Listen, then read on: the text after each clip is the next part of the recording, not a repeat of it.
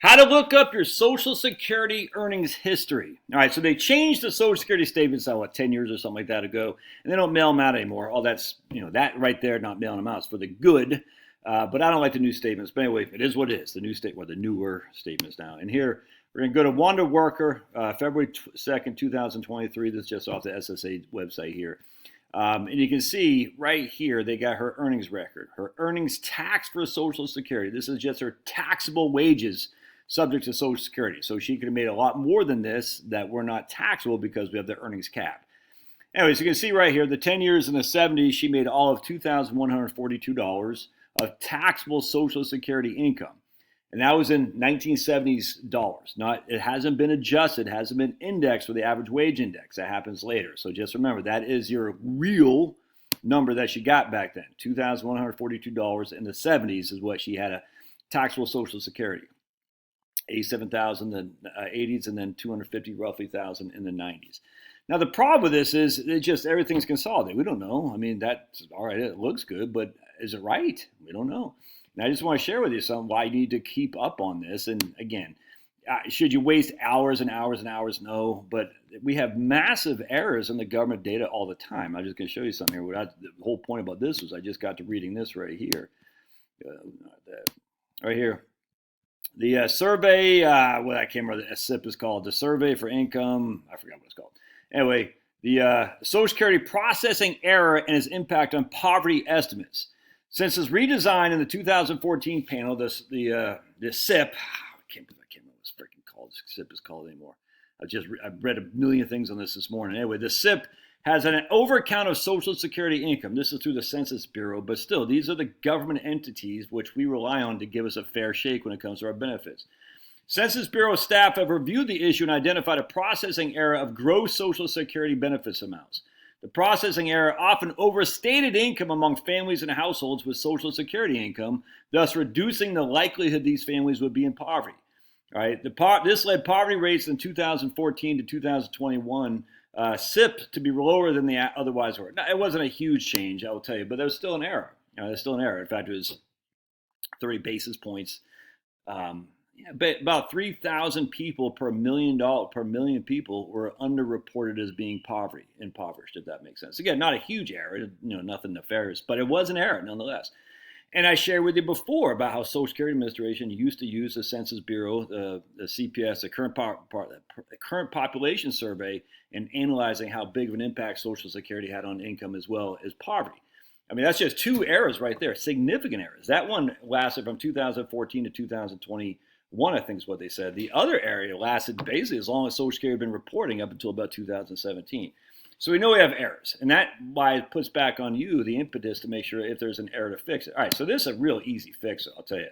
So we go to SSA.gov. You got to get an ID, just ID.gov or whatever it is, and you just log in, get a benefits statement. All right. Why? You can see right now I have earned zero money in 2024 because I haven't done my taxes yet. All right, so you can see that my monthly benefit at my full retirement age is $3,798. But notice it says review your full earnings record now. So you just log into Social Security. There's your old buddy Josh, and you said right here review your full earnings amount, and that's what we want to click on. I'm most interested in, if we go back to Wanda statement here, is the previous to the year 2000, because the decades before, they're all kind of lumped in. So we have it individually year over year from 2001 all the way down to 2021. I don't know if it's going to keep going don. I don't know if we'll go to two. I imagine it's just a 20-year time frame. So right now I'm just interested really in the years previous to the year 2000, because those would be the years that get lumped in the decades there. You can see right here in 1984, I made $156. I was washing dishes or shoveling crap. I don't know what I did. In 1987, I was cooking crabs for Chesapeake Crab House in Silver Spring, Maryland on Piney Branch or Georgia Ave. I can't remember. This is my first full year in the Army right there, $7,800. Woohoo! Living large, dude. Large as a private E1. Second year in the Army, third year in the Army. Then I got out of the Army. I was in college, working a couple of odd jobs. I did a lot of stuff under the table, if you know what I'm saying. But you can see I wasn't making much money. But these are in that year's dollars. So in the year 2000, when I had our first kid, I made $27,000. $27,000. Now that is not in today's dollars. That's in that year's dollars. So we got to index that, and I don't need to do that here, but Social Security will when it gives me my statement what my benefits will be. All right, so you can see I wasn't making much money. I mean, I was just got out of college there, 15,000. You guys making money the whole time I was working. Every year I was in college, I was making some money. And so in 2000, again, they'll put the right here. They're going to wrap 1991 to 2000 into one button here, or they're going to combine them. And so I don't want that. I want to see it here. So I want to see all my earnings right there to see if that looks like reasonable, or if I have any goose eggs. Like I did work in 1985. Maybe I didn't. Maybe I didn't have a job in 1985. I don't remember. But these won't matter because they'll be dropped off anyway because the top 35 years of what Social Security gives you. But anyway, there it is right there. So you can see we want to make sure I'm getting these included. Really what we're looking to see if there's anything that jumps out. Like, did I really only make $12,000 in 1996? Yeah, that sounds right because I was still in college. And if you see something like that, you should fix it. So right here, so you just log into Social Security, you go here, welcome Joshua, you last signed in right there. Here's your statement.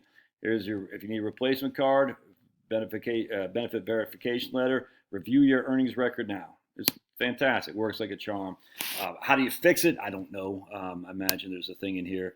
Worried about eligibility and work credits. Sure, there's a way in the Social Security system to say, hey, I got to update my benefits because you're missing a couple things. So if that's you, if you have knowledge of that, put it in the show notes, please. Put it in the comments because I'd like to hear how that works. But let's just say you're a realtor and you had zero earnings for 1998, but you had 200,000 of earnings in 1999, and let's just say it missed your 1999 earnings. Well, we need to get that 200,000 bucks in there. Again, it won't be 200,000 bucks because the max that they're going to taxable for the wage cap, the earnings cap, but still, you get the gist. If you see a bunch of zeros or a bunch of small numbers that don't look like they belong, you need to update it, man, because that's going to have a big impact on your Social Security. All right, love your thoughts. Don't forget to subscribe, smash the like button, and just put a comment down there for the algo.